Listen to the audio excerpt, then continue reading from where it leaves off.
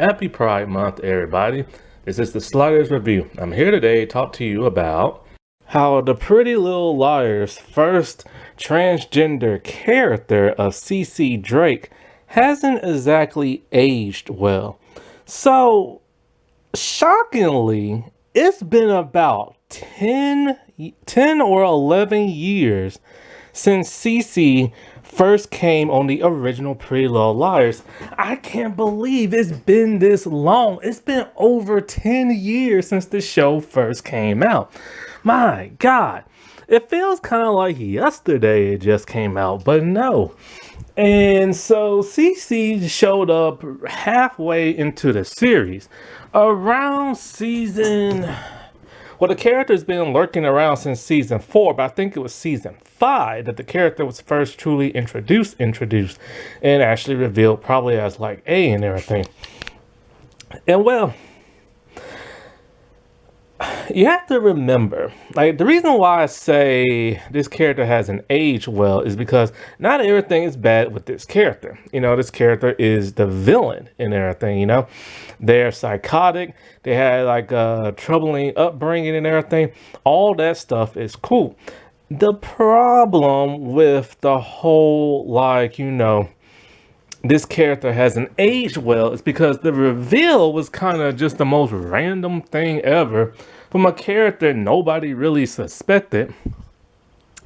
Then it became very confusing because it had to deal with a transgender person, and the fact that it hasn't aged well is that, it doesn't show a transgender person in the best light. See, you have to remember, 10 years ago, most people never even heard of like transgender people. Yes, they've been around for many, many years and decades, but you really rarely ever heard about them. Mostly you heard about like drag queens and stuff, but not so much transgender people. Now, like I said, they were around, but they used to be called something different. They still had the name trans in them, but the last part is now considered offensive. And so, like, it took the creator, like the showrunner and like the network, they had some huge balls to like show a transgender person on television. Honestly, I don't even remember many transgender characters from around that era. The very first time I ever saw one was on All My Children, no, Married with Children, the one with Al Bundy and stuff, because his old football friend like was a man, turned himself into a woman. That was the first time I've ever heard of that, and that was like the 90s and stuff. And so you just never really saw that on television. So it was brand new to people. And of course, straight people around this time and, just don't like the LGBT community. In fact, transgender people are still to this day under attack, and more so because of the whole like Bud Light thing. You remember all that. Bud Light decided to like have a transgender person be in their commercial. That's it. Drink some beer. That's literally it. And that pissed off a lot of people. One of those people was scumbag bigot Kid Rock. Kid Rock was furious for some bizarre reason that his favorite beer would pander to that of a transgender person. And so he decided to take a case of beer and shoot it up with an assault rifle and make a video out of that. Soon after that, many other bigots decided to do the same thing. After that, people on a certain political party decided to boycott Bud Light beer. The backlash was severe because Kid Rock is a huge star and everything, and he has political ties with some people in like the political circuit. And so this caused a huge backlash and everything, to the point where the CEO of Bud Light decided to resign. Bud Light lost a lot of money, and the transgender model, I think she is, I don't know, or internet personality, I don't know what exactly she is. I don't know if she's an actress, a model, or internet personality, or what. She says she felt completely abandoned and used by like that of Bud Light. They just completely abandoned her, doing all that backlash, and then try to have her back. But the backlash was like done, you know what I'm saying?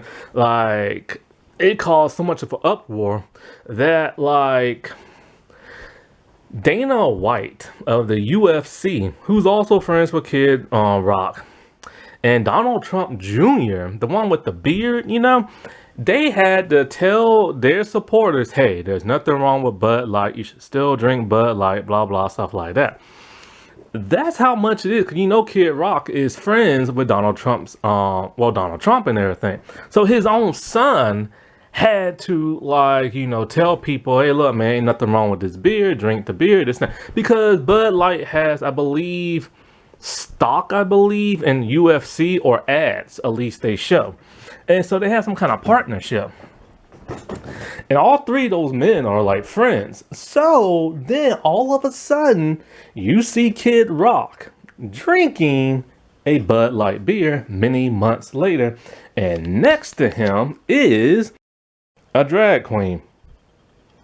So what was his big fuss about? Nobody knows, but like I said, the dude's just like a huge bigot. And wouldn't you believe it that Miss 9 to 5 herself, Dolly Parton, defended Kid Rock? I'm not even joking. She defended him. Why? She says she does not agree with his stance, but he's a good, I guess, she said, I don't know. I think she said he's like a good guy because they have to know each other because she's country, he's country. All these celebrities know each other. So she probably knows him on a personal level and probably thinks he's a good guy, But she did say, in fact, that she defended him because she hates cancel culture. Okay. So she defended a bigot all because she hates cancel culture. Well, you know what? This is why nothing changes in this country. This is why bigots are allowed to have the platform that they do and like persuade others to like do their bidding and stuff like that, because there are people like Dolly Parton's are like, I forgive you and everything, and you ain't no bad person, I hate cancel culture and stuff like that. It's because of people like that forgive bigots and makes their fans believe, well, Dolly Parton's going to forgive this person. I should defend this and defend and forgive this person too and everything. This is why nothing changes in this country. This is why bad things continue to happen. It's like a circle. Because when bad people do wrong, they are supposed to be punished. They are not supposed to start a mob and everything. But anyways, so yes, the transgender people are still to this day under attack. Heck, like, I'm not even going to go there. I was going to say something about Caitlyn Jenner, but look, Caitlyn Jenner is one of the worst transgender people in the entire world. Probably the worst, period, and everything. Anyways, but yeah, they are still under attack till this day. And now certain people of certain political parties all like, oh, they're trying to groom our kids and everything. And when you know what? Most of the people who try to groom kids are the people shouting that and everything. Like that one baseball player who's like a veteran baseball player. He's straight and he just got arrested early this month because he was trying to talk to underage kids online. Those are the real groomers. I have yet never seen a transgender person try to groom somebody. They probably, there's probably somebody that has, you know what I'm saying? But it's a small percentage and everything. It's normally the people who shout the loudest about something they don't like who end up being what it is they're shouting about. And so when it comes to the character cece Drake, now I've said this before. I don't care what race you are, what gender you are, what gender you were born, what gender you want to be turned into. I don't care about your body size, like whatever, you know what I'm saying, your age. Any person can be a villain on TV or in a movie. It does not matter what you are. There is no special button that you can press that can exclude your group from being a villain. However, when a certain group is always vilified in TV or on like a movie and everything, then it becomes problematic. So it's like when you see a black person on a TV show or movie and they're portrayed ghetto or loud or a thug or something like that. That is a bad stereotype that always happens, and people don't want to see that continue to happen. Therefore, it is bad, and you press that button to exclude you. Now, when it comes to that of the transgender people, like I said before, back in those days, in like the 80s, 90s, and early 2000s, and even 2010s, you really didn't see them on television that much. So I never really saw them as villains. But, and here's the but, and it's a very important but at that. When you're not used to seeing a certain group on television, and the first time you see them portrayed is like a villain, that is problematic. That is a problem, because then you're going to assume that others are like them or the entire group is like them and stuff. So portraying the very first transgender person in this series as a villain, and I mean a super villain, to the point of stalking, kidnapping, and torturing, and attempted murder, that is bad, because now that's showing transgender people as being like uber villains and stuff.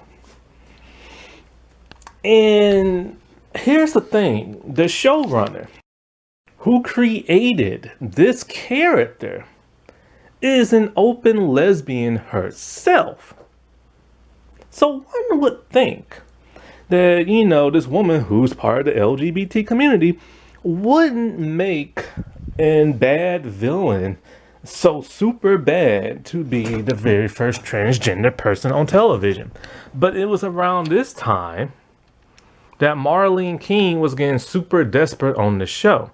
She was trying to make the show stay as relevant as possible because they already burnt through the source material. And they was coming up with any kooky thing they could, and people were starting to like zone out. She made the show so unbearable that they had to pull the plug in this 7th season and everything. It would take a decade later for the original reboot, now a revival, to correct the mistake that Marlene King made with a transgender character in the form of Ash. Ash is a pretty cool character. He's a transgender male. And so, and the person who had to correct that, Lord, I can't believe the person who had to correct that, because I still think that person's a hack and show runner business and stuff. The dude who created Riverdale and Chilling Adventures of Sabrina, he's no better. And he has made some mistakes in his TV shows, but at least he corrected this one. You know what I'm saying? So I'll give him credit for that. I hate giving him credit. But it's worse than just being a villain. There's also incest as well. Lord Jesus, have mercy, Marlene King. What were you thinking? So let's explore who exactly this character of cece Drake is. And yes, because of the thing you heard in the beginning of my video, there will be spoilers. So cece started off as Charles Drake, and when I'm dealing with Charles, I'm gonna say he, and when I'm dealing with cece, I'm gonna say she. So Charles was born to that of Mary Drake. Mary Drake was revealed to be the twin sister of Jessica de la Rentes. And so Mary was in an insane asylum where she gave birth to Charles. Not wanting him to grow up there, she gave him to her sister, where he was raised as like the adoptive brother of that of Allison and Jason de la Rentes. And so this was because the showrunner Marlene King decided not to do the whole Courtney De Laurentiis storyline, Allison twin sister who is evil. So a lot of the stuff that Courtney did went to that of Charlotte slash Charles. So at one point in time, Charles accidentally hurt Allison to the point where they put him in an insane asylum. Now, like I said before, the backstory and all this, I don't mind because this character's supposed to be psychotic. So you gotta give him a reason to be psychotic. You know what I'm saying? And so, like, then at some point in time, he was, dressed up like a girl, stuff like that. He just wanted to be a girl. And so while in this insane asylum, being as young as he is, at some point in time, like, what, are kids really put in insane asylums? I guess. I don't know. I always knew adults being in there. But anyway, so at some point in time, he witnessed somebody dying who offed themselves. So that traumatized him right there. And this one person that died, he got the blame for it and stuff like that for some bizarre reason. Anyway, about around age 12, he turned himself into a girl, had gender reassignment surgery. So now he's cece Drake. And so cece would sneak out. And she missed her family she grew up with, right? Not knowing Mary was her mom at that time, I don't think. And so she wanted to get close to that of her adoptive brother and sister, who are really her cousins, right? Well, this is where it gets gross and nasty. In order to get close to them, she decides to date Jason. Jason is her cousin in actuality that I mentioned before, her adoptive brother. Gross. And she did that just to be close to Allison and Jason. So she's willing to date her cousin. Now, her cousin had no idea that, this is Charles and everything because he thought he killed Charles as a little kid. And his mom made him believe that.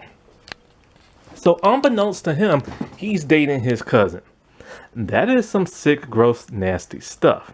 So now, this has not aged well because now they're trying to say, oh, well, transgender person just going to date their cousin and everything just so they can be close to him.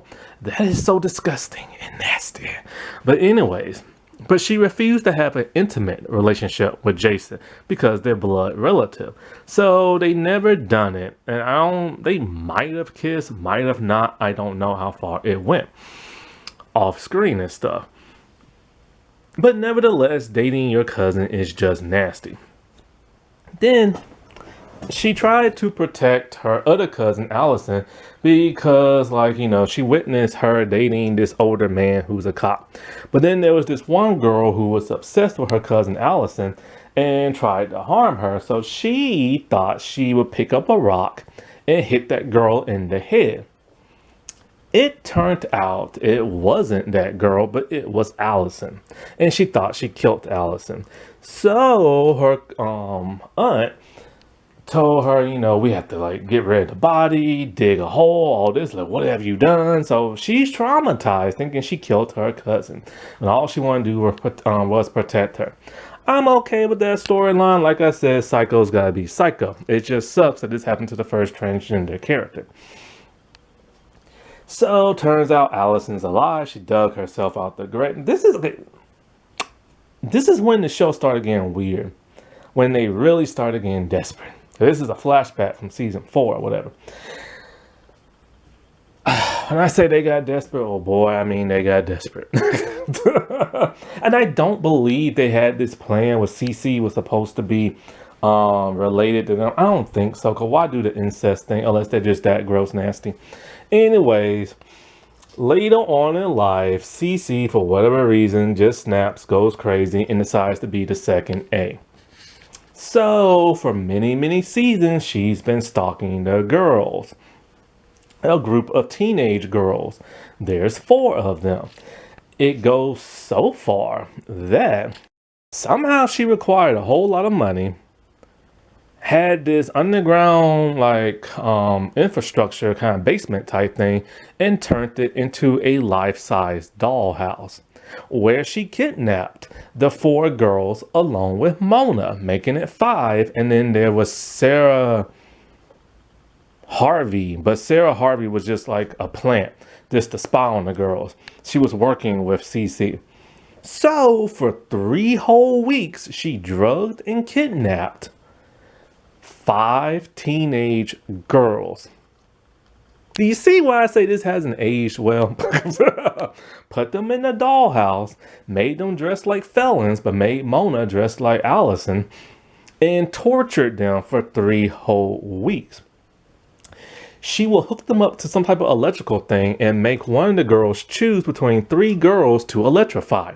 And she did this multiple times during those 3 weeks. She picked the girls against each other. She put Mona down in a hole and everything. Mona snapped and everything. And so, yeah, it's just like, seriously, you went from being incest to stalking teenage girls to kidnapping teenage girls and torturing teenage girls. This has not aged well at all. And I think at that time they would be starved and stuff like that. Then after a while, they escaped. And I think cece escaped as well. But then cece came back. And in one episode later on, someone killed cece and everything. I think cece might have killed somebody else. I forget who. Oh, the cop dude, I think. I think she's the one who killed the cop dude who was dating Allison and everything. So yes, now this transgender person is also a murderer and everything. But anyways, so let's see what we got now. Incest, stalking, kidnapping, torture, murder. Now cece is dead herself. And Mona killed her because she said cece was still trying to plan something dangerous for the girls and she wanted to protect the girls, pushed her, she fell back and died. And so now this is the trope of, oh, you're killing the LGBT characters and everything, which is something the LGBT has like railed against, because normally in the show, when the first person dies, it's normally the LGBT character.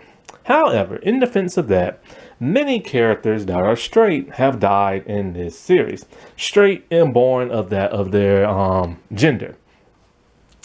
They have died since season 1, so this trope really doesn't count for that, you know what I'm saying? But still, people were upset.